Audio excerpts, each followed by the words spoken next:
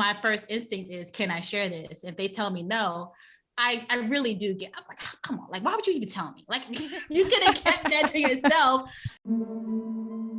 Welcome to Her Sports Convo with Ashleigh Wilson.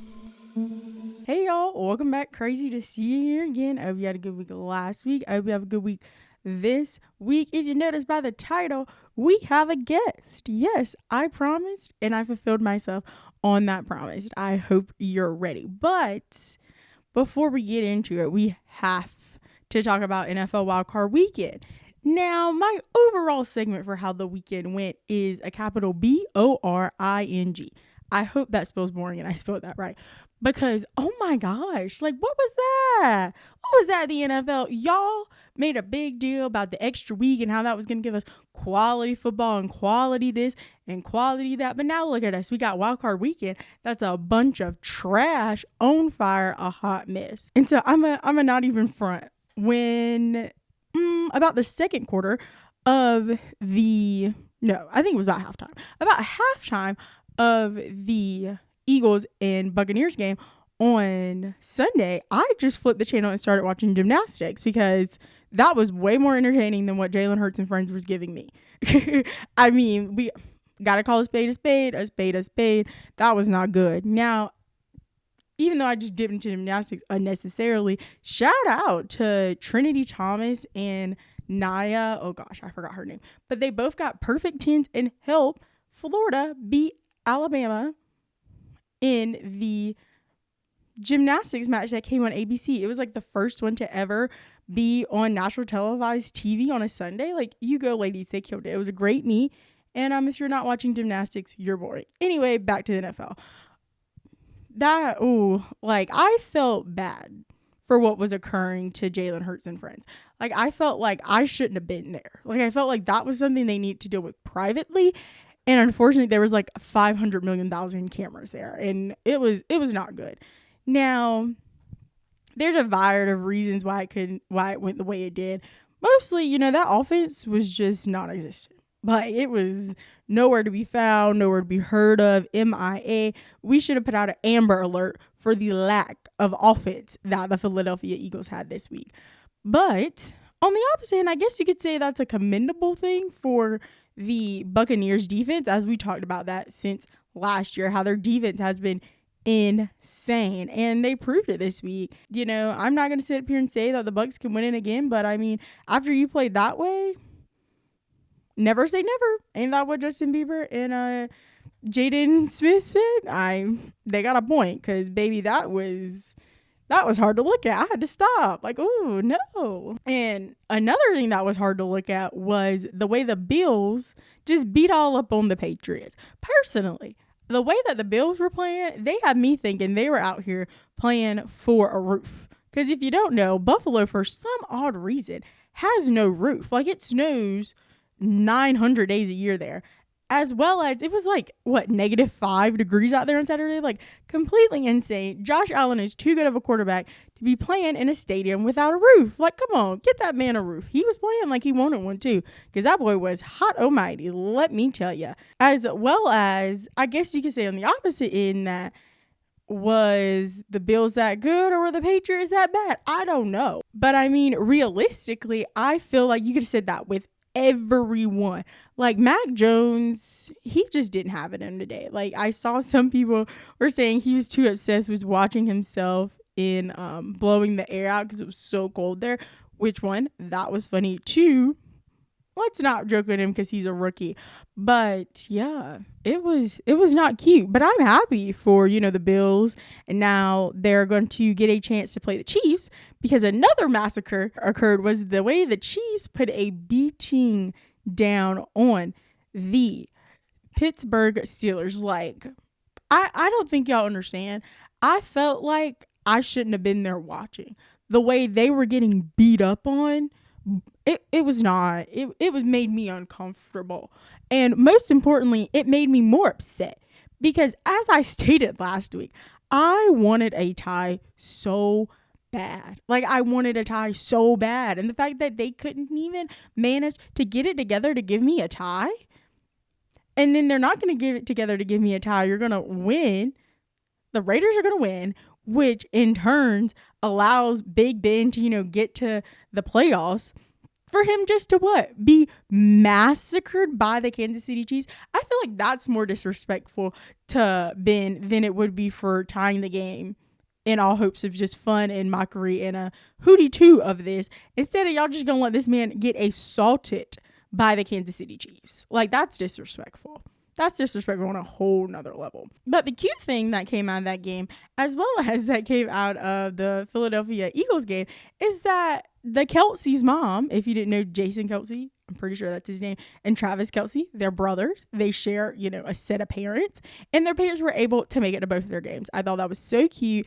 And Diane Kelce, their mom, was asked one of the interviews in Travis's Kelce presser, like, so cute. Love that for her. Love that for them. And, what better way to do it better than the Watts are doing, which is, they have 2 out of their 3 kids on one team. So, you're lowering your chances of possibly winning a Super Bowl in the family that year. But it was tough. It was tough. And talking about the Watts, my good friends, the Arizona Cardinals. Now, some may say that the way they lost it on Monday is my fault. Some may. I'm not going to say that because I didn't play. I didn't go out there. I wasn't the referee. I wasn't the clock person. I wasn't Kyler Murray. Like, I'm not going to say it was my fault, but I am going to voice an apology for what occurred on that Monday night. Not only for the Arizona Cardinals, but for the fans who went out there on a Monday. They took their 3-day weekend and they thought they were going to have a hoot and a holler, seeing their team or, seeing a good game. Even if you were a Rams fan, you thought you were just going to see a good game on a Monday night. Then you're going to go to work on Tuesday. Most of them probably didn't go to work on Tuesday, but that's what they thought they were going to see. And instead, you were given a front row view to another massacre. And it was uncomfortable to watch. I stopped watching and I went to bed because I had to be up at 5:45 the next morning because there was no reason to keep putting ourselves through that in the fourth quarter because every time it was going great. Like when Budda Baker got hurt, I was like, okay, this is our sign that we need to get out. We need to get out and we need to go because no one's having fun here anymore and it's getting dangerous. But the upside of that game was one, Matthew Stafford finally got his first playoff win, which, is good for him, especially since, he was down there at Detroit and that was not fun for anyone. Couldn't be fun for anyone involved. And on the other side, you had OBJ who was, out here catching playoff touchdowns. Like, ooh, he was just catching it all out of the air. And, kind of put a rest to the narrative that he was the problem. Now, we weren't there. There's 500 sides to every story. But the fact that you can't say he is a bad apple or that he's not good at his job because he went out there and he proved that he does fairly good at the job which he is paid for. And Cam Akers, look at him. He had a torn Achilles 6 months ago and he was out there running circles around the Arizona Cardinals. Now, the way the Arizona Cardinals were playing, I could have probably ran circles around them. And fun fact, I don't walk fast, so for a fact I don't run fast either. But he looked great, and I'm excited to see what in the world this next week brings in the playoffs. Hopefully, I'm crossing my legs and my toes that it's better, that the games are more entertaining.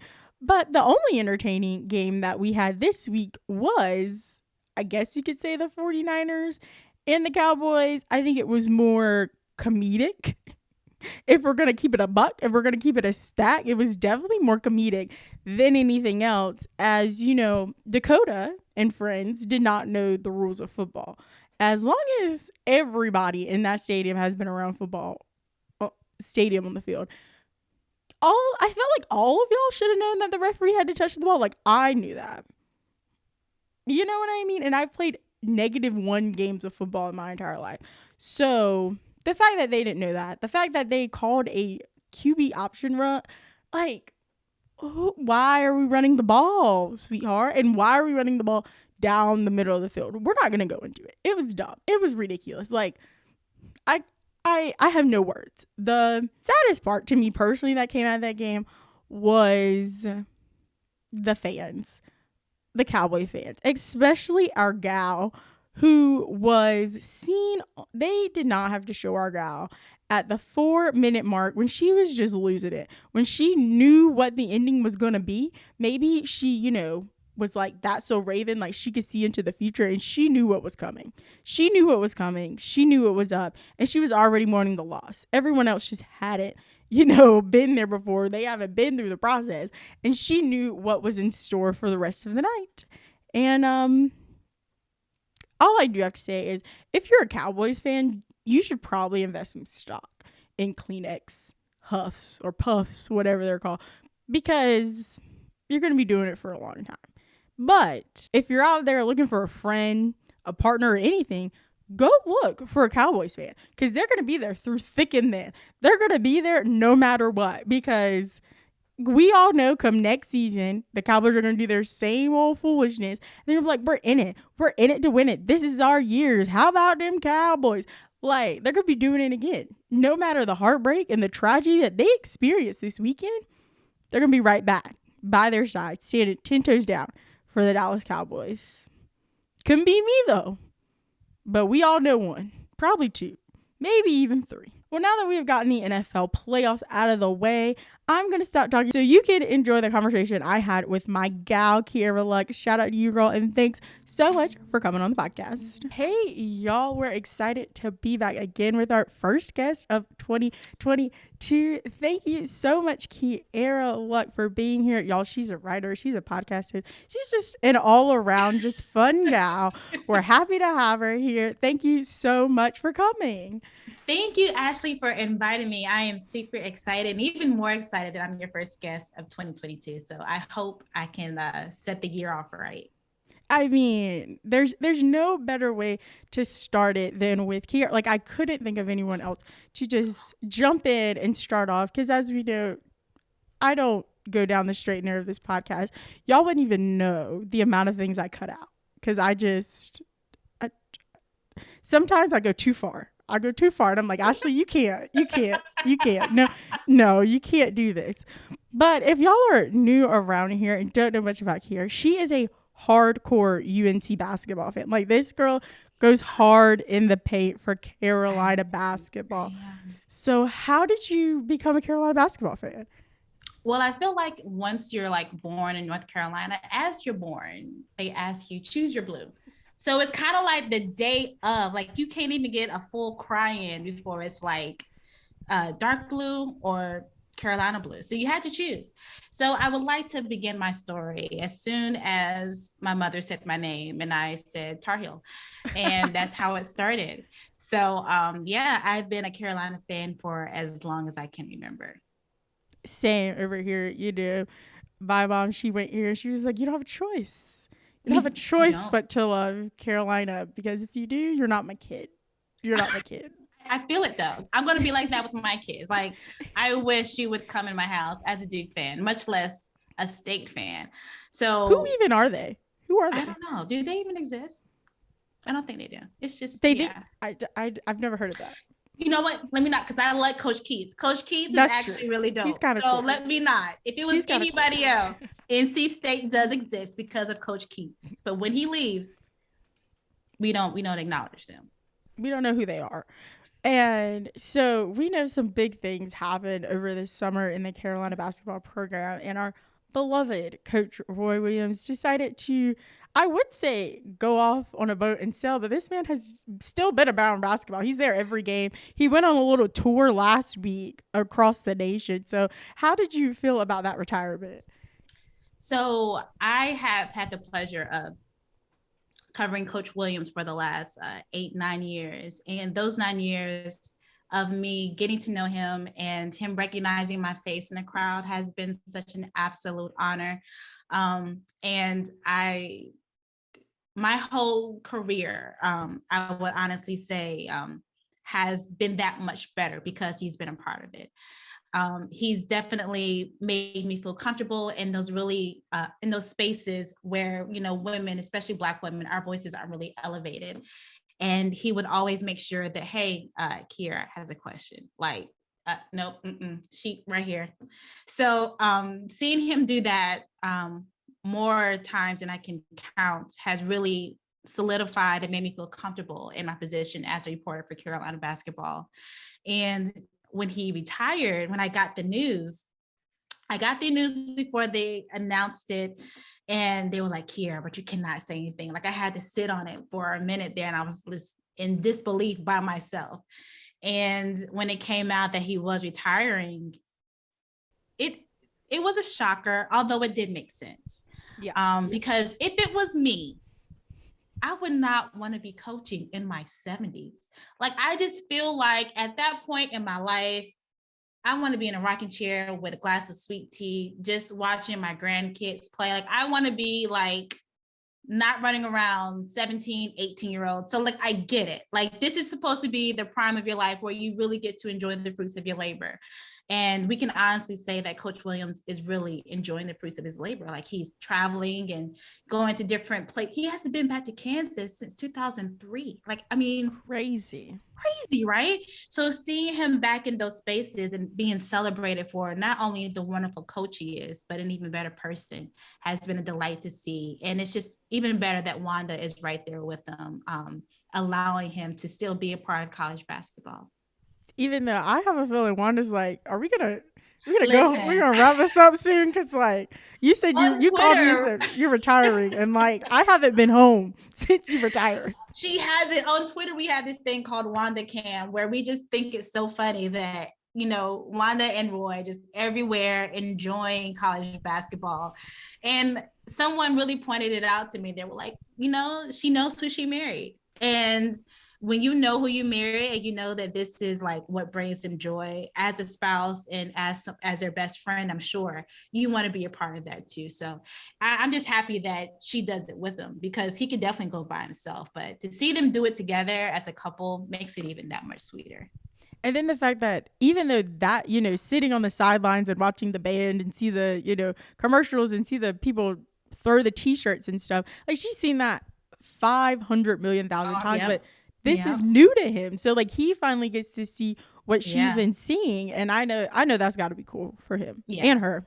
Right. Absolutely. Yeah. And seeing him as a fan is even better. Like, especially at Carolina games, he still gets the halftime sheets reports. And that's just so precious to see that, you know, even though he's not coaching, like he's kind of coaching like in his head. So it's been fun to watch him be a fan for once.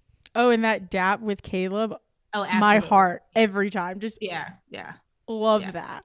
Yeah.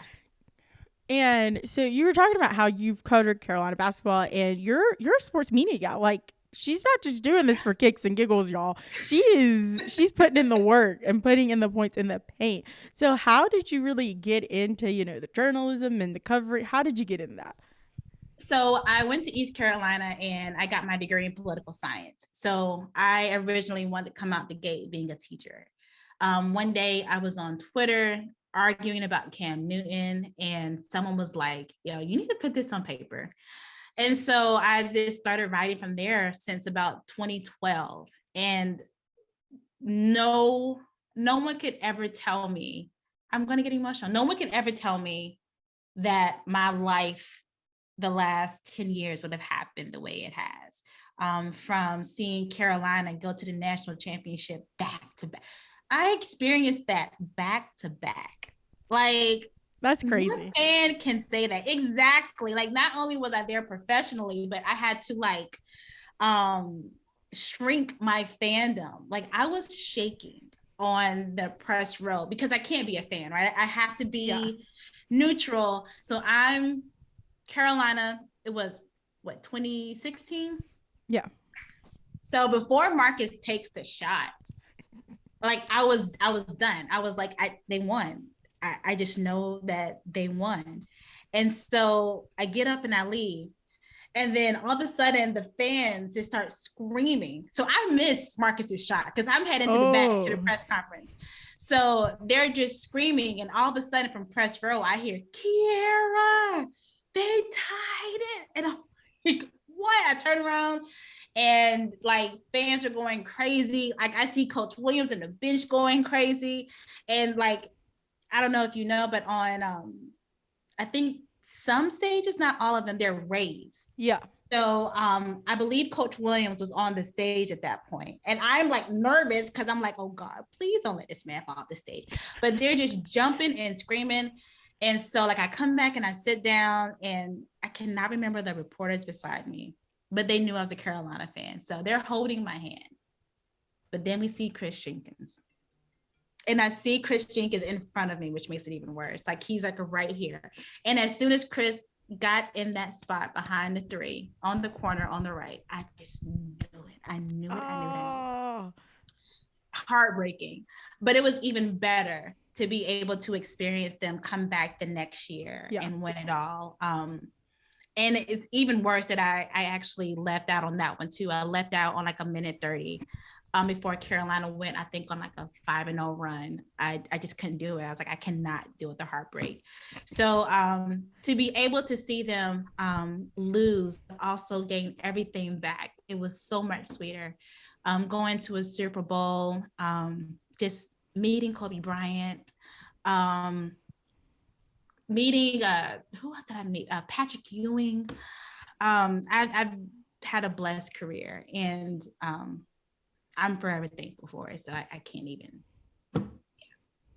Now you're going to be giving all these people this like ungrateful. They're like, if I just argue with the right person on Twitter. But that was when Twitter was like super early. Like I feel like social media has advanced like crazy in 10 years. But I mean, I'd be remiss to say that I've been lucky. Like not only have I just met incredible people who put me in even incredible positions. And I'm forever thankful for them to be here, because without having like sound people who truly believe in you and see what you're worth and can speak of your names in rooms that you're not even in, says a lot. So the people who've helped me get here, I'm forever indebted. I mean, you gotta be, because like even though you're going forward, you know, you did come from somewhere, and those footprints are kind of cute that you got left in the sand. I mean, not bad to have a few beside Patrick Ewing and Kobe, right? No, I don't think anything will ever top. Like Kobe was at the top of my list. Like I knew, like if I ever got the chance to interview Kobe, I would be happy if my career ended that day. And I remember like standing in front of him and like, girl, sweat. I mean, like armpit sweat, or I mean, just sweating up a storm. And I'm just shaking, trying to hold my phone and ask him a question at the same time. And meanwhile, he's like the coolest thing ever. Like he was just so chill. Like, I do this. And like, I could take that from Kobe, like just in that matter, like I belong here, so I'm cool. So he was cool as a cucumber that day. Oh yeah, I mean, back in like the summer, I had like Cordell Patterson up here, and like I was flipping out. Like when his agent told me he got like 15 minutes, I was like, 15 minutes? Can my brain even work in 15 minutes? No, but no. I was like, it can't. But I was like, that's all we got, Ashleigh. So we're gonna have to figure this out, girlfriend. One of the biggest things that I personally heard you from is that viral little tidbit that you went on that you got from the biggest question from Hugh McDavis when he was like, hey, I'm out here, your question got asked, and like, how did you feel about that? Like you were the one that asked the question that everyone saw. Now, nobody knew that came from you, but. First of all, whenever I ask questions, I usually ask them like a fan. Like, we all saw the game. I don't want to know points. I don't want to know about this transition or, you know, why you didn't call a timeout or whatever. How many rebounds? We all seen it. We all got the numbers. Let's talk for real. And that's usually why where I ask my questions from is, you know, what people really want to know, what I want to know as a fan. Tell me what's up. And so I feel like my questions are genuine and they come from the right place. They're not vindictive. I don't have the idea of going viral. I don't have the idea of making a mockery of people. I just want a genuine answer pertaining to something that I felt like, needed to be said. And oftentimes a lot of reporters, think too technical when for a lot of these guys, this is your livelihood. This is what they care about. So I get why you want to know about the numbers and the analytics of it all, but this is more than just about a rebound. Let's get to the nitty gritty of all this. So, yeah.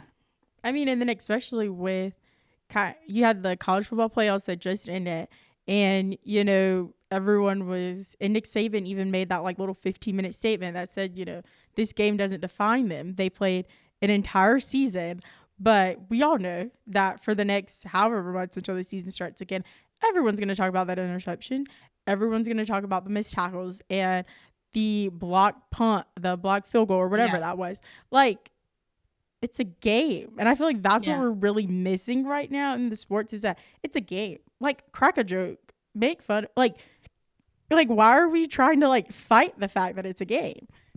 Yeah, but yes and no. I agree to a certain extent that I know a lot of these kids, their livelihood depends on these games. And like some in the sense of the game is their livelihood, but also they're more than just what they do. Yep. So you kind of have to find that balance or ride that fence on making sure that you understand, like, I get it, this is your job, but I also understand that you're more than this job. So, I mean, it's definitely a fine line to walk. And then especially, it's even harder for when you go in there and ask these questions, or, when I go in there and talk about it on episodes and try to figure it out for other people, that they become defensive and they don't even want to be approached anymore because they're afraid of what you're going to ask. I've run into that more times than I like to admit, where players are really apprehensive with talking to media because they think that they're trying to get you. Like, there's always this angle, or I come in here with a story already in mind, so I'm going to ask you a question that fits my narrative. And so a lot of times, like, a lot of athletes don't want to talk to media members, and it makes sense. Like, I get it. But one thing that I pride myself on is that I've never abused a player, in a sense of I've never abused what they share with me. I keep all the secrets locked in my brain.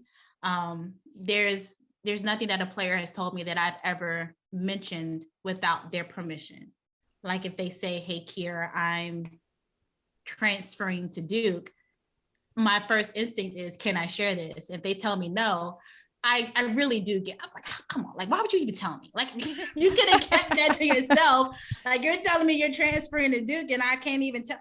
No, Quierra, you can't tell. So now I got to sell in this news and act like I surprised when it comes out. But oh my gosh. But I have to respect the player, and I respect, what they do for me. And I think a lot of players don't understand the power they have with media. I think they control their own narrative. Like, if you talk to the right people, if you build a relationship with a reporter, like, you really have no idea not only what you do for that reporter, but their career. Like, it is catastrophic. And I just wish that a lot more players understood that, especially for Black women. Like, not even specifically talking about me, but just Black women in general. Like, just imagine a career of a Black woman, how it would be if LeBron James only told his information to her. Like, insane. Crazy. She would be like the most sought after, like, all, like, just from him telling her, this is what I ate for lunch, and she's able to tweet that out, or, just, this is where Bronny is going to college. This is where Bronny is getting recruited from, and he's just only feeding that to her. Her career would be insane. And the only thing that LeBron is doing is just, telling her information. Like,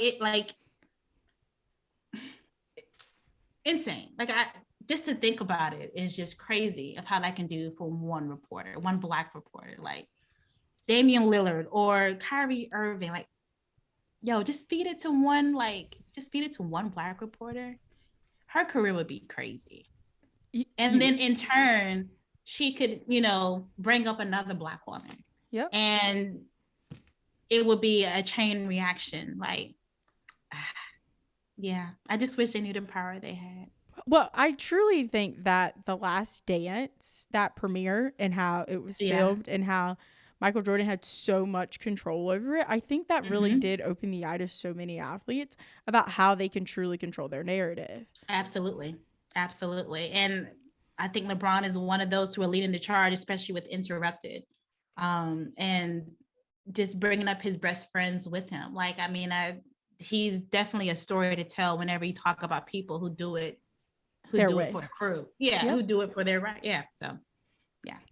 It's crazy because, like, I'm pretty sure if you imagine like 20, 30 years ago, like, one, social media did exist. Two, they forget that, like, yeah, you could post what you had for lunch on your Instagram stories, but you could also, share how you feel about something. Now, Yeah. obviously, you can't just like go off on a tangent like a crazy lunatic, because like I wouldn't be able to do that anyway. But Right. like, if you framed it and you thought about where you could go, like, you don't have to call, if you're in the NBA, you don't have to call Chris Haynes and be like, hey, I want to talk to Yeah. Chris Haynes and we need to talk about it. And he has to report it. Now, that is what Damian Lillard does, with Chris Haynes. They have that kind of relationship.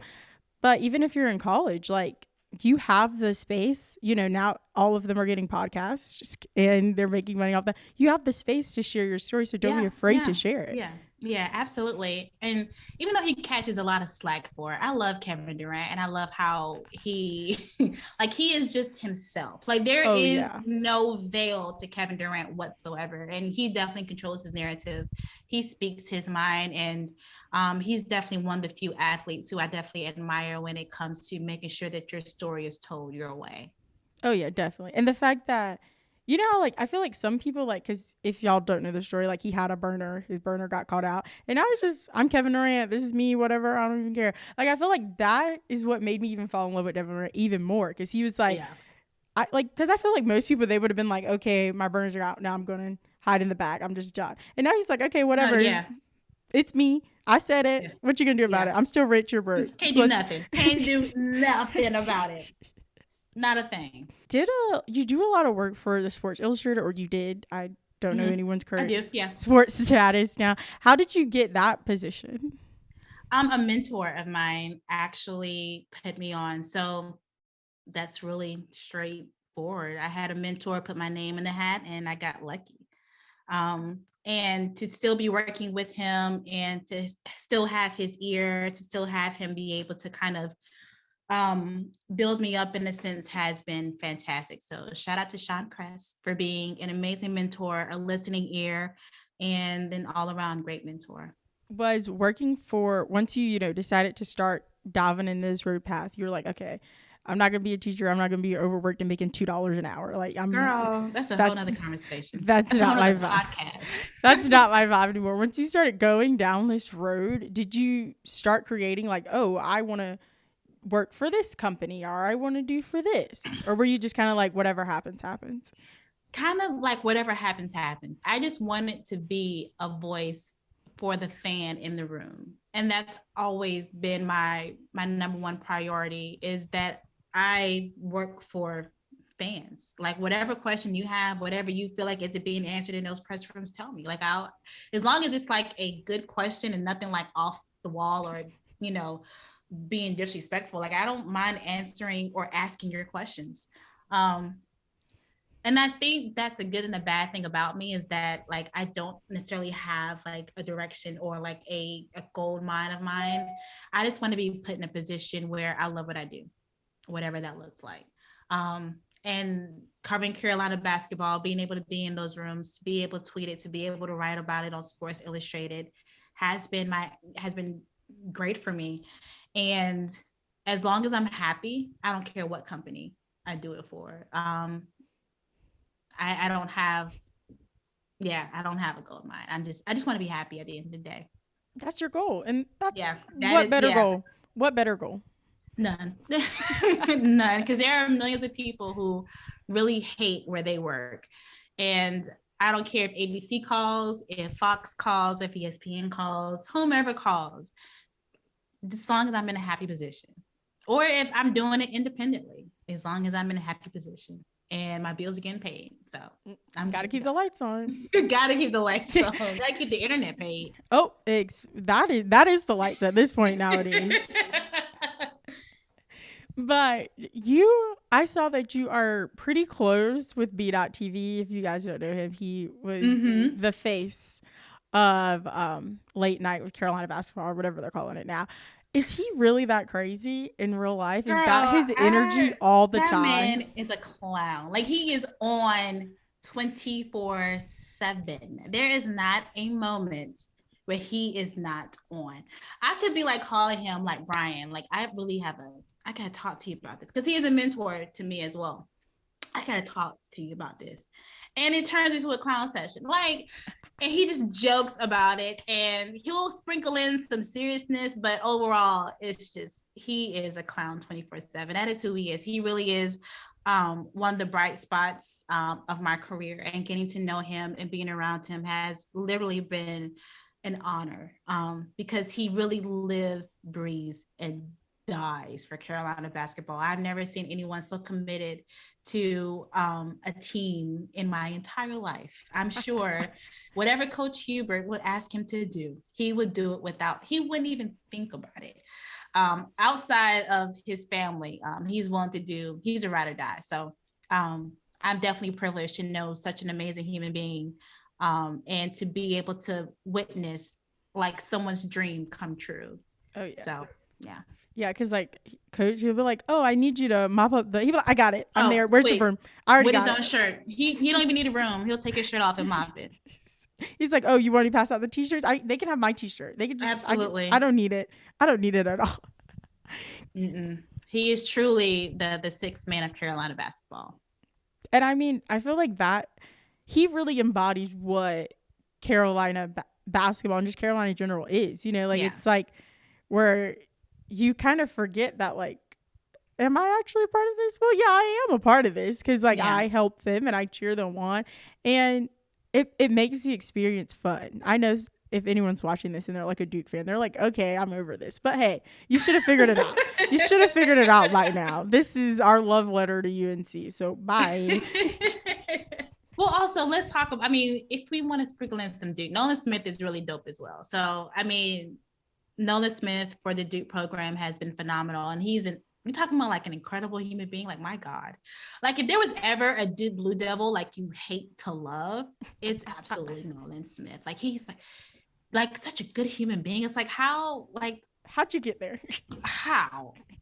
So like, he's definitely very vocal in the Durham community, and, you know, even outside of Duke athletics, like him being a part of Durham community, and he's not even from here, has been great to witness as well. He's definitely planted his feet here, and anything I know that Durham needs, like, Nolan steps up. So Duke has a phenomenal coach on their staff in Nolan Smith. I mean, you gotta have good people to get people where they're going, and no matter. I know our friends are going to hate us for this, but they're good. They got to be good to get the people to their dreams. May it be, you know, playing in the NBA, being, you know, the MVP of the league, or just like, you know, opening their own car business or something random like that. But you do have your own podcast with your host, David Noel III. For any of y'all UNCs out there, you know, he's a natty champ, was on the 05 team. And it's basically a UNC basketball show. How did you guys come up with this idea? How did we? So that's a good question. How did we? I think it was just like random. I think he brought it up to me, but I wanted to bring it up to him, but he brought it to me first. And I was like, bro, like, I had no idea, like, you would even be interested with doing that with like someone like me. And I've known David since I was like 13. So I've known David forever. He is like the older brother mentor, and so us doing it together was literally a no-brainer. David is, again, like, I really know some really good human beings, and I know I say this a lot, but he's another good human being. He is someone who is always, you know, open to whatever I want to do, whatever topic I want to do, whether it's easy or hard. I always ask him, like, before we even start our podcast, like, can I ask you this question? He's like, yeah, like, yes. Like, he never shies away from being authentic and true on our podcast. And I absolutely love that about him and what we've accomplished so far. Everything on that podcast is real, it's genuine, and it's from the heart. He loves Carolina basketball. I don't think, because he was supposed to go to Duke, actually. But Duke wouldn't let him play basketball and football at the same time. And that's what he really wanted to do. So that's how Carolina got him. But he loves Carolina so much. And if there was ever a person who exemplifies Coach Williams and the players that he wants to create for the world outside of basketball, David is definitely one of those people. Yeah, and our podcast has been so fun. We record it now due to his schedule because he's a coach for the Washington Go-Go, the G League. And whenever he's free, he hits me up like, yo, like, you ready to record? And I have to say yes, even if I'm like knee deep in a Law and Order marathon, because his schedule is so weird. So it's been a ball, and I hope we can do it forever. Either way, if y'all ever looking for a third, I'm welcome to come on. You are more than welcome. Like, we always do like guest appearances. So if you ever want to come on there and ask David, listen, David acts like he doesn't like the fanfare. That boy likes it when people tune his horn. You can tell. You can tell. You can tell. He's like, oh, thank you. Oh, please. He loves it. So if anyone who's listening to this podcast who wants to come on and toot David's horn and let him know he's one of the best Tar Heels ever, you're more than welcome, because he absolutely loves it.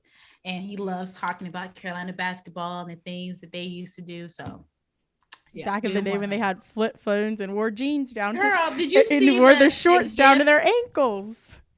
The gift that Jawad posted whenever Michael Jordan and D. Smith were in the locker room, and Jawad just straight streamlined, cut off and flipped open his flip phone to record Michael Jordan. I died. Yeah. Like, first of all, not only did you block your teammate from Michael Jordan, but you had this flip phone that was so small. Like, being able to record had to be like only 30 seconds. So it took up your whole battery life, and you got battery life, nothing. You are done. And it's all just squares. It's squares.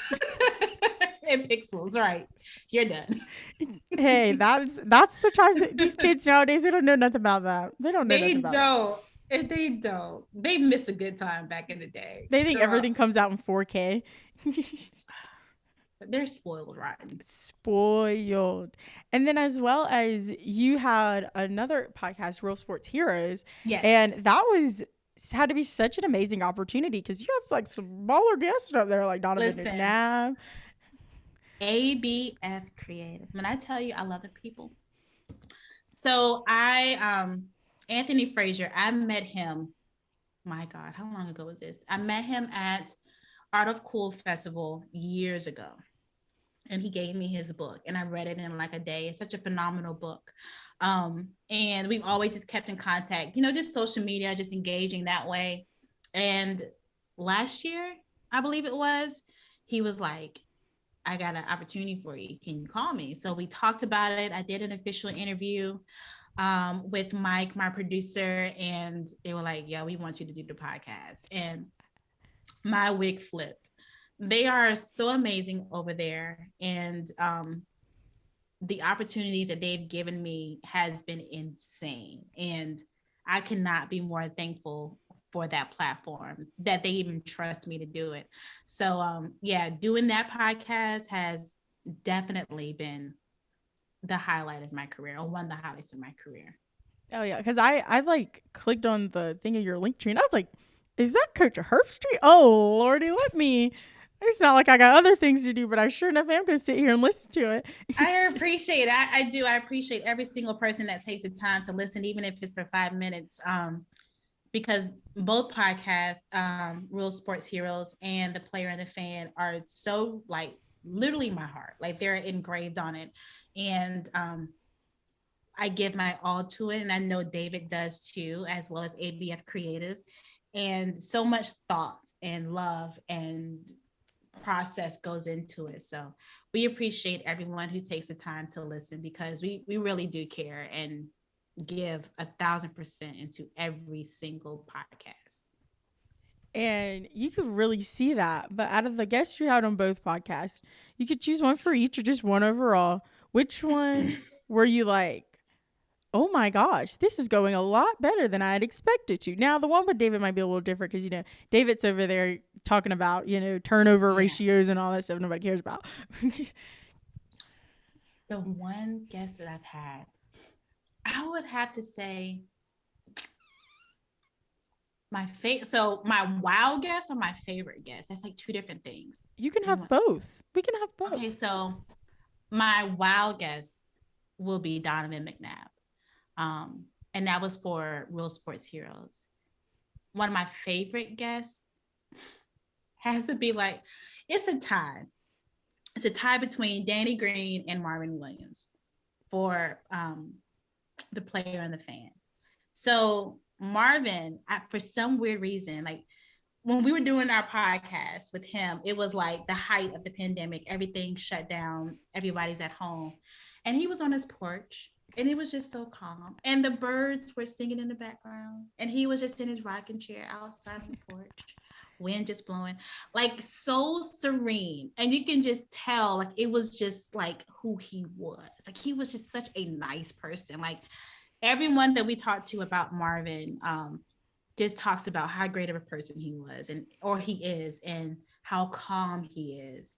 And seeing that in person was chef's kiss. And it was just funny, throughout the podcast you can hear me laughing because the birds were just singing in the background with them. It was talking to Snow White. It was just, he's just such a good person. And it was a fun podcast hearing him talk about Coach Williams and being his first one and done. And yeah, that was a really great episode. And then with Danny Green, Danny came on and just gave us the raw part of being a student athlete, stories about him building out his staying quarters and sending money back home to his family.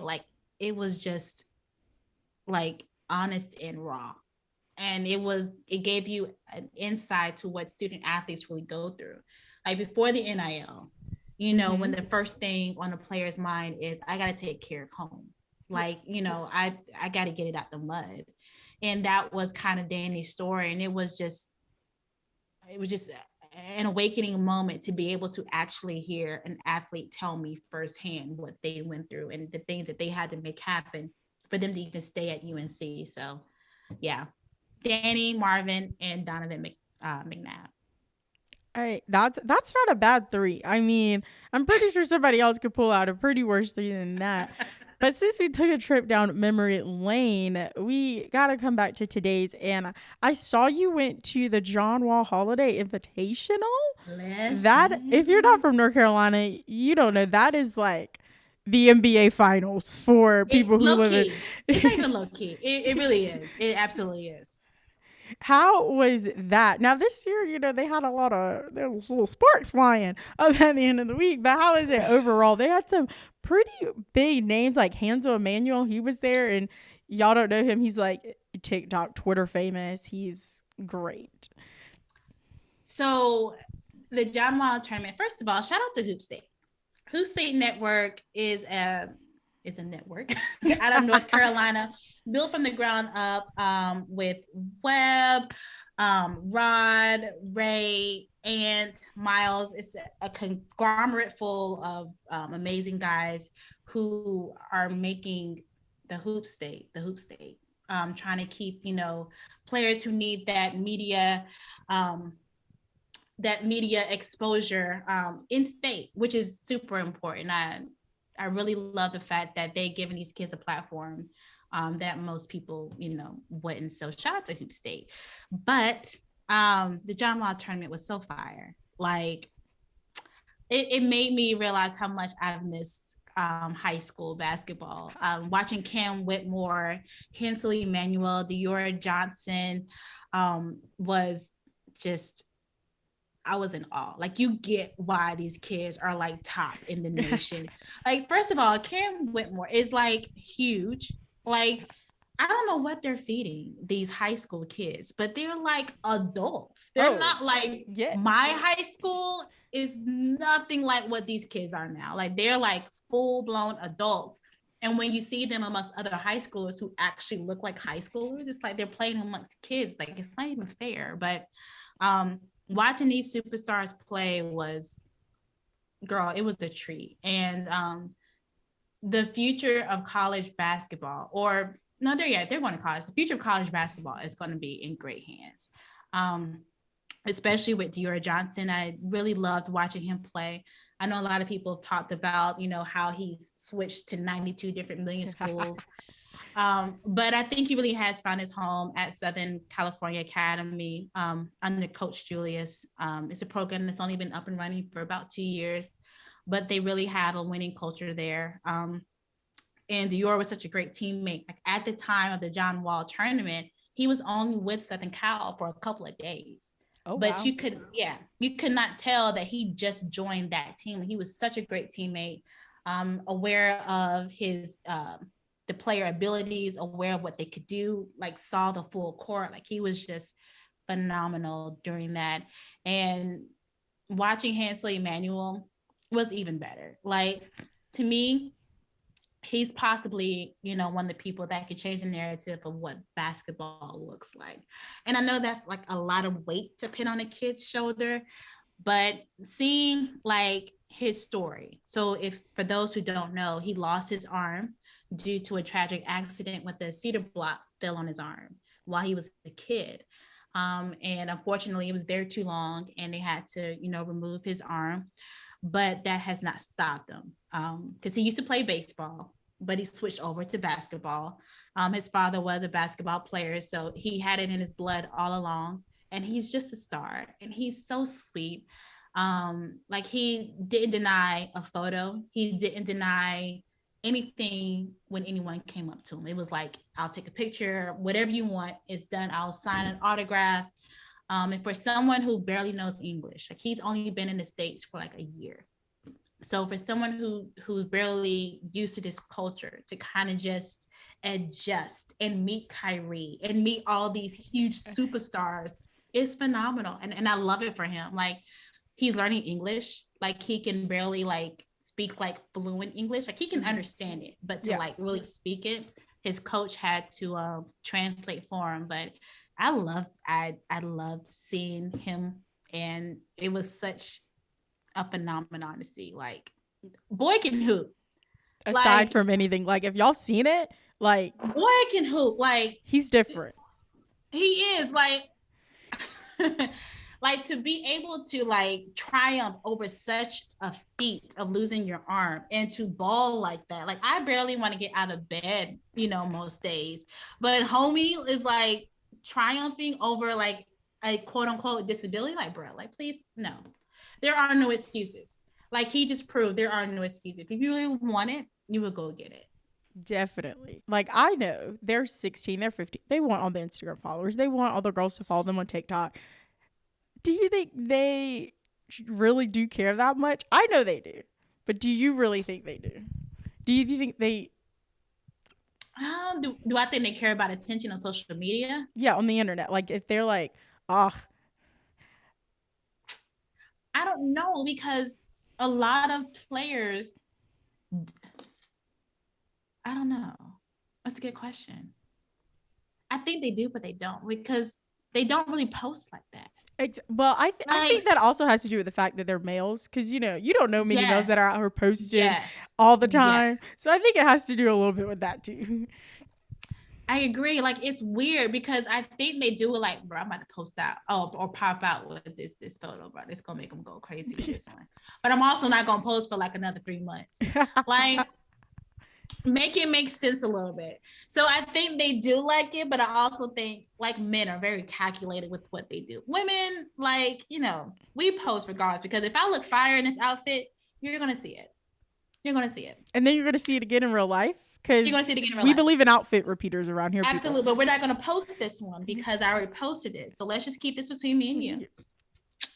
But yeah, I do believe that men are a little bit more calculated with their social media presence, where women, we really just, I think we really enjoy it. And because we look fire that day, you're absolutely going to look at me. You want your friends to see, and then you want to see it for when you look back on it. And you're like, yes. We were killing it. I sit around, like, when I make a fire video, like, I look at it multiple times a day. Like, yeah, that was it. That was a video. That was a good one. So I get it. Well, this has been so much fun, but as we all know, we do a little game at the end where I say something and you tell us the first thing that comes to your mind. So your first thing is More Than Prep Instagram account when they followed you. When I was excited. I was excited. The Ellis brother, let me tell you, like, fire. Like, the kid, Eli, is in 8th grade. He's in 8th grade, and the looks that he's getting now, like, is insane. They're a really great group of kids, and I loved watching them play. Like, they have so much heart. So yeah, I was like stupid excited when they followed me. I think you can't blame them. Like, that's basically the New York Knicks. Like, very low key, yes. Like, at this point, they're all the same at this point. Your next word is Sex in the City. Carrie.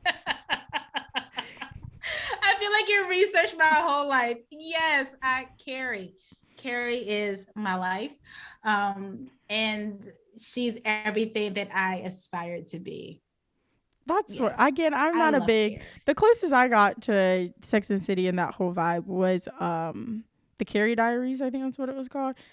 Should have had more seasons, personally, in my opinion. Should have more seasons, but we'll move on. And your last one is the Carolina Panthers.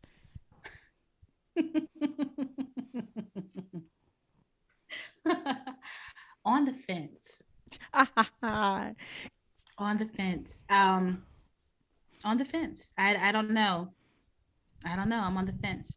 I can't, again, as we all know around here, I jumped off the fence a long time ago. I was like, I'm